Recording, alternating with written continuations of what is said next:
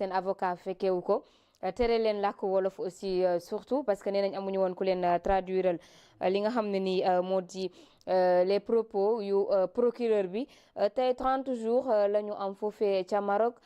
te gis nañ ne gouvernement bi defu ci jéego ki ci doon def jéego te Tahirou Sarr xamal ñu ko mu di Macky Sall mais ba tey bàyyiwuñu suñu ay supporters ba 1 mois ci tey jii ndax foofu it mënuñu wax ne tout simplement notre diplomatie moo lajj bu baax a baax.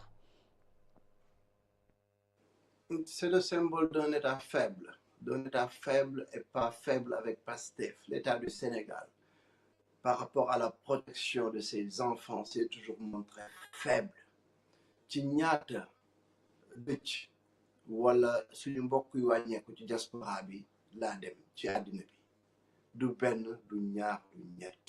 ñuy boom suñu doom yi fu nekk ci réew mi Italie, Espagne, États-Unis, France, Turquie, feneen ak feneen chaque fois dara du xew ku dem VAR Damel Meissa Fall génne archives yi di nga gis ni mu yàgg di dénoncer justement ni ñuy seetaane suñu doom yi bitim réew donc li fi nekk ni Maroc il n'y a rien de nouveau sous le soleil. L'État du Sénégal a toujours fait preuve de faiblesse au prétexte que c'est un pays pauvre. C'est aussi simple que cela. Donc du Pastef moo ko fii jëlee parce que amuñu fit gi xamuñu nan la ñuy lijjante justement la protection de nos citoyens à l'étranger ñun suñu naataange réew am nañ ci xalaat bu baax a baax képp koo xam ne da nga jëflanteeg suñu doom ci anam yoo xam ne waroo ko jëflanteeg moom parce que ci sa biir réew mais na la leer ni du ñàkk nit ñu jëflante ak say doom ci suñu biir réew duñu seetaan kenn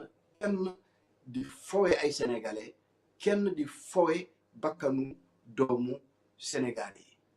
donc d'autant plus que équipe bi dafa ñëw indi ndam ñëpp wax ci kontaan mais ñi demoon supporter équipe bi loolu xew fa mais quelles que soient les circonstances mais dañ cee war a mën a quand même taxaw def preuve d'humanisme mais ana suñu droit de l'homme yi ñoom nga xam ni lu jóg ñu ni droit de l'homme mais seen droit de l'homme mi ngi yem ci diggante opposition politique pouvoir politique donc bu ñu sentiree ni le vent va tourner opposition bi dana jël pouvoir bi ñu nekk di waxal opposition bi voilà c'est droit de l'hommisme foofu la yem tey jii donc ñu ngi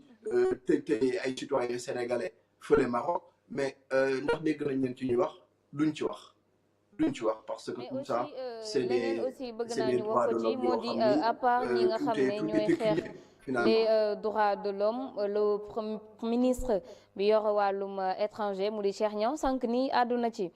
moom en tant que ministre nee na mbir mi dafa dem ba jéggi dayoo su nekkee ministre bi mooy waxee noonu ndax jàpp nga ni vraiment lii dinañ ci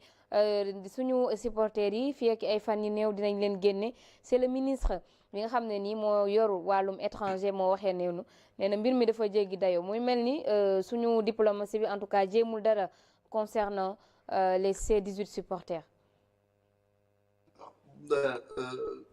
bu nee dafa jéggi dayoo te xaw ma mën naa ni ci ban contexte la naan dafa jéggi dayoo ndax fi dossier bi toll la wala ndax niñ leen sàgganee la ainsi de suite donc en tout cas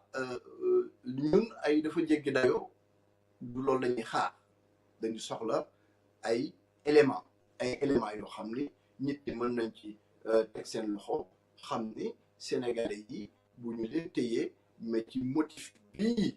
lañu leen tëyee et puis ñu mën a am un horizon xam ci ban diir lañu prévoir juger leen donc avec quelle charge contre eux ba nga xam ni nit ñi nga xam ne dañu war a jël seen ay dispositions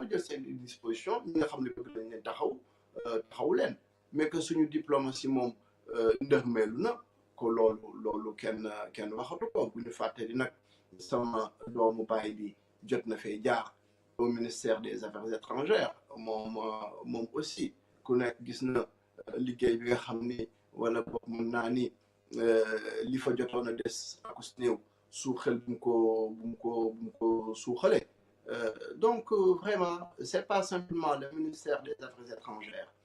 c'est toute notre administration, c'est toute l'architecture gouvernementale, c'est toutes les autorités de ces pays-là quasiment qui sont défaillantes tout simplement. Xamatuñu vraiment lan mooy seen cër, xamatuñu lan mooy seen responsabilité, mais parce que aussi xamuñu lan mooy Sénégal, xamuñu démbu réew mi, xamuñu teyu réew mi, te amuñu ambition hisser Sénégal ci niveau bi nga xam ni fa le pays yu mag yi toll en fait. Parce que structuration mentale bi mooy jàpp nañ ni concevoir nañ ni que c'est un petit pays. Donc un petit pays ne peut pas avoir un grand peuple, bien entendu, avec des valeurs fondamentales. Non, petit pays, petit peuple, pauvre de surcroît. Donc nous, on n'a rien à faire valoir devant les autres. Donc nous ne pesons rien du tout. Donc loolu moo nekk ci mentalité élite sénégalaise yi. Sénégal ñi ko mën a defar il faut ñu xam ni, il faut ñu jàpp ni le Sénégal est un grand pays,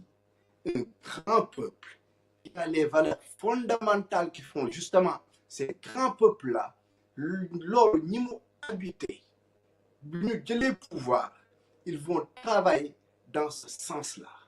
Un grand pays, un grand peuple, c'est pas simplement ci tali yi, c'est un état d'esprit, c'est un sentiment qui habite ce peuple-là. Et ce peuple-là, pour que justement ce sentiment-là mën ko habiter, dina dem ci culture am, dina dem ci histoire am justement. Mais nos élites ñan lañ ci gis ñu xam lan mooy culture, wala ñu am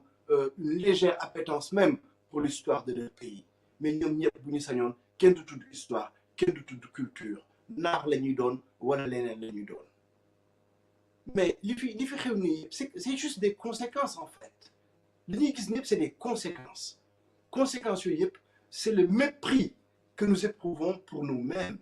qui fait que nous en sommes là où nous en sommes. Mais bu doon dañu fonk suñu bopp jox cër li ñu doon, il est évident que suñu doom fépp fu mu mënti nekk dinañ prendre soin de lui. yaa ngi naan lii yëpp ay conséquences la, lan moo ko waral, lan moo ko andi, lan mooy cause yi andi conséquences yi. xam nga cause yi buñ ciy ñëw dañuy ñëw ci suñu incapacité à produire un discours émancipateur. Parce que discours boo fi dégg rek c'est fait par rapport à,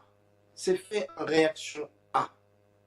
Donc su ma nee par rapport à, c'est toujours par rapport au colonisateur, qu'il soit occidental ou qu'il soit oriental. C'est en réaction à la colonisation, réaction par rapport au néocolonialisme, réaction par rapport au pillage de nos ressources, réaction par rapport à l'immigration, réaction. Mais quand est-ce que nous allons enfin agir, réfléchir, décider? Quand est-ce que nous allons le faire? La domination économique procède de la domination intellectuelle dont nous souffrons. Intellectuellement lañu këpp kees boo xam ne tey jii boo ko bëggee teggi sax ay Sénégalais ñoo ñëwaat bëgg na ko dëppalaat en fait, parce que ñoom ci seen bopp xamuñu fan lañu féetee. te ñun suñu naataangee su ma ñëwee ñii di wax